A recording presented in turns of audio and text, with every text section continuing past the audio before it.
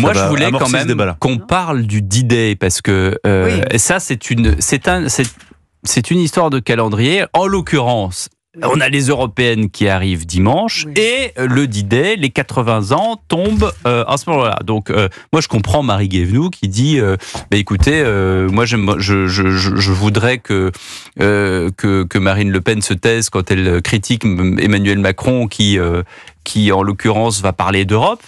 C'est quand même une histoire de timing, on n'y peut rien. Les européennes tombent en même temps que le D-Day. Écoutez, quand Nicolas Sarkozy avait invité Obama, qui venait juste d'être élu pour le 65e anniversaire, et il était venu 2 jours, c'était aussi à la veille des européennes, parce que les européennes coïncident aussi à 4-5 jours près avec le 6 juin. Bien, il y avait l'opposition, c'était exactement la même chose. Je me souviens, même Cohn-Bendit disait que le D-Day n'appartenait pas à Nicolas Sarkozy, à Carla Bruni, vous voyez, parce qu'il pensait que ça allait profiter au président Sarkozy et que ça allait avoir une répercussion sur le résultat. C'est toujours ce même problème. Alors là, évidemment, c'est plus glorieux, c'est plus majestueux, c'est les 80 ans, c'est extraordinaire, mais je ne sais pas si cette débauche de discours et de fêtes et de choses splendides sur un moment de notre histoire... Ça dépend de ce que va dire Emmanuel Macron demain à la télévision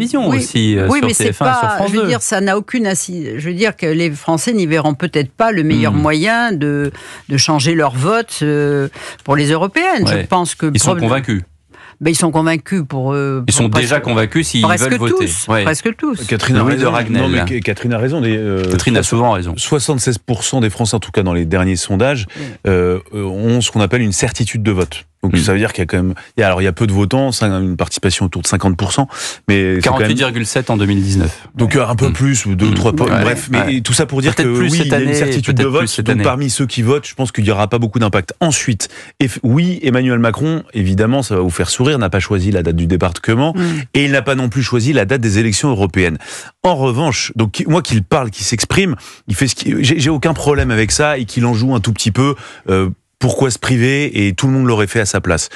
Si on est honnête. Un petit peu. Tous ses concurrents l'auraient fait à sa place. Compte tenu du fait que ça va être pendant 3 jours des heures et des heures de discours qui ensuite sont évoqués dans les journaux, sur Europe 1, sur toutes les chaînes de télévision. Donc la parole du président, tout le monde, il y a peu de Français qui pourront dire qu'ils n'ont pas été exposés, comme on dit, à la parole du président.